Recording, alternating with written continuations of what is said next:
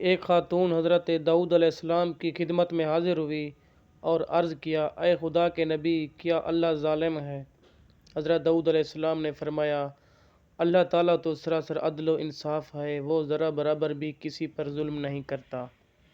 اس نے کہا، اللہ نے مجھ پر ظلم کیا ہے۔ حضرت داؤد علیہ السلام نے پوچھا، کون سا ظلم کیا ہے؟ اللہ کے ہر کام میں حکمت ہوتی ہے۔ وہ کہنے لگی، مجھے تو حکمت نظر نہیں آتی، مجھے تو ظلم لگتا ہے۔ پھر اس عورت نے اپنا قصہ بیان کرنا شروع کیا، اے خدا کے نبی، میں ایک بیوہ عورت ہوں، میری 3 یتیم بچیاں ہیں جن کی پرورش میں اپنے ہاتھ سے سوت کاٹ کاٹ کے کرتی ہوں۔ میں دن بھر اور بعض اوقات راتوں کو جاگ کر سوت کاٹتی ہوں۔ گزشتہ روز میں اپنا کاٹا ہوا سوت ایک سرخ کپڑے میں باندھ کر اسے بیچنے کے لیے بازار جانا چاہتی تھی تاکہ اس کی آمدنی سے بچوں کے کھانے پینے کا بندوبست کروں، لیکن اچانک ایک پرندہ مجھ پر ٹوٹ پڑا اور سرخ کپڑے کا ٹکڑا جس میں نے سوت باندھ رکھا تھا اسے گوشت کا ٹکڑا سمجھتے ہوئے لے اڑا۔ میں یوں ہی حسرت و ویاس سے ہاتھ ملتے رہ گئی۔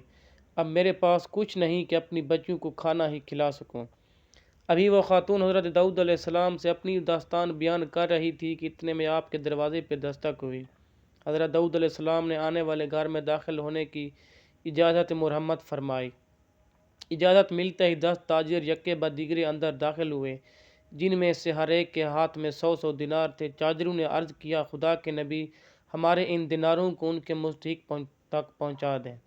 حضرت داؤد علیہ السلام نے پوچھا، میرے پاس یہ مال حاضر کرنے کا سبب کیا ہے؟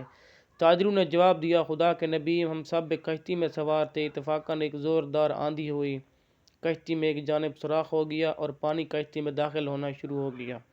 موت ہمیں سامنے نظر آ رہی تھی۔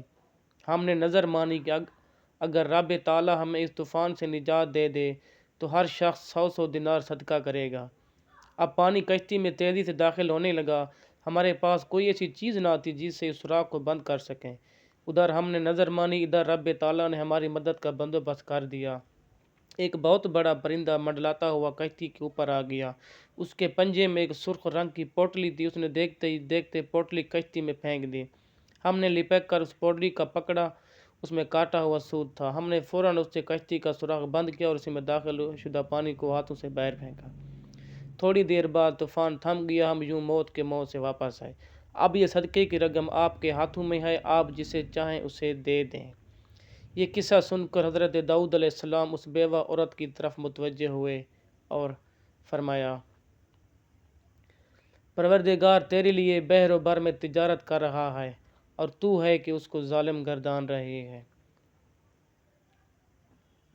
پھر آپ نے وہ دینار اس خاتون کے حوالے کرتے ہوئے فرمایا، جاؤ انہیں اپنی بچیوں پر خرچ کرو۔